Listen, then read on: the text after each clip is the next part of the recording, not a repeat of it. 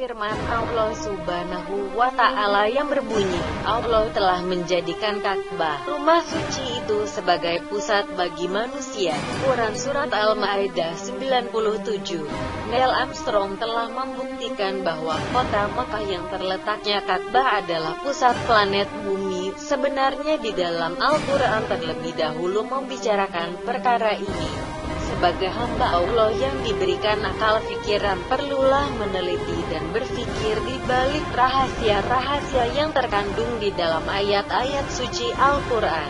Di antara kalam-kalam Allah Subhanahu wa Ta'ala mengenai Mekah pusat bumi, firman Allah yang berbunyi, demikianlah kami wahyukan kepadamu Al-Quran dalam bahasa Arab supaya kamu memberi peringatan kepada Ummul Qura atau penduduk Mekah dan sekalian penduduk dunia di sekelilingnya, atau negeri-negeri di sekelilingnya. Quran Surat Asy-Syura 7. Kata Ummul Qura berarti induk bagi kota-kota lain, dan kota-kota di sekelilingnya menunjukkan Mekah adalah pusat bagi kota-kota lain, dan yang lain hanyalah berada di sekelilingnya. Lebih dari itu, kata umum mempunyai arti yang cukup penting dan luas di dalam peradaban Islam.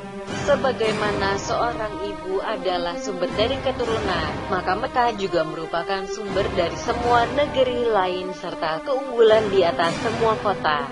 Allah berfirman lagi yang berbunyi, wahai jin dan manusia, jika kamu sanggup menembus penjuru langit dan bumi, maka lintasilah. Kamu tidak dapat menembusinya kecuali dengan kekuatan atau ilmu pengetahuan. Quran Surat Ar-Rahman 33. Kata aktar adalah bentuk jamak dari kata kut yang berarti diameter, dan ia mengacu pada langit dan bumi yang mempunyai banyak diameter. Berdasarkan ayat ini dapat difahami bahwa diameter lapisan-lapisan langit itu di atas diameter bumi 7 lempengan bumi, jika Mekah berada di tengah-tengah bumi.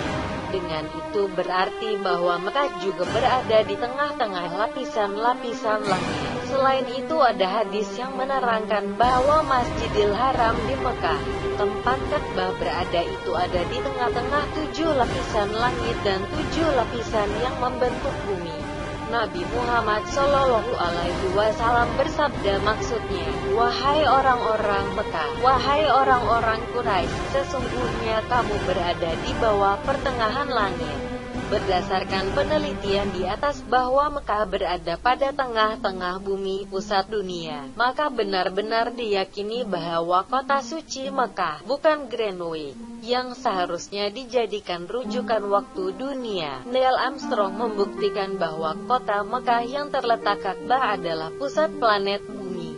Sedangkan Al-Quran sejak 1400 tahun yang lalu telah berbicara mengenai kota Mekah dan Ka'bah adalah pusat bumi ini. Ketika kali pertama Neil Armstrong melakukan perjalanan keluar angkasa dan mengambil gambar planet bumi, dia berkata, planet bumi ternyata bertumpu di area yang sangat gelap.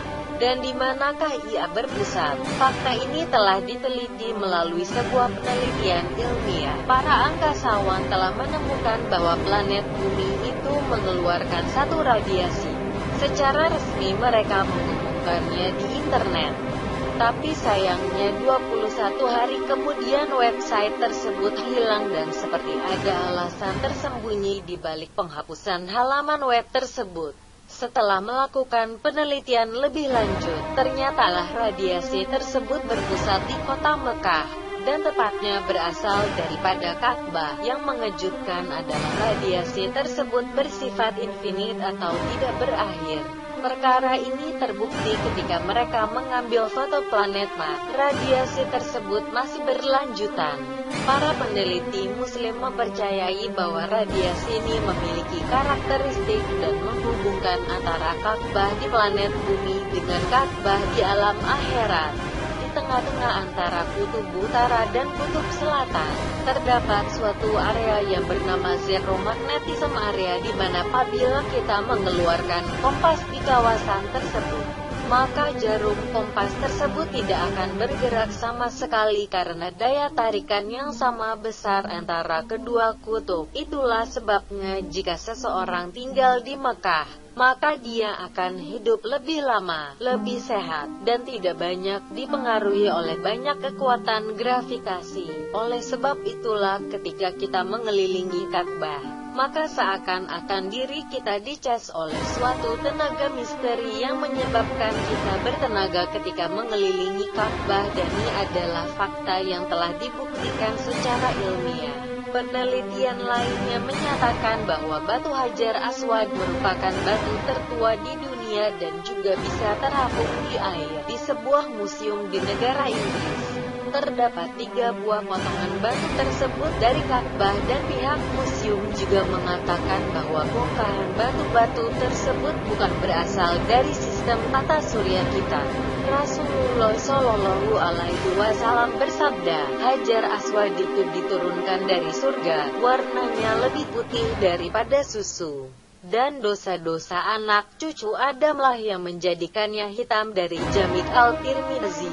Hajar Aswad dari batu-batuan surga, dan tidak ada suatu benda di bumi yang turunnya dari surga selain batu itu. Hadis riwayat Tabrani. Wallahu a'lam.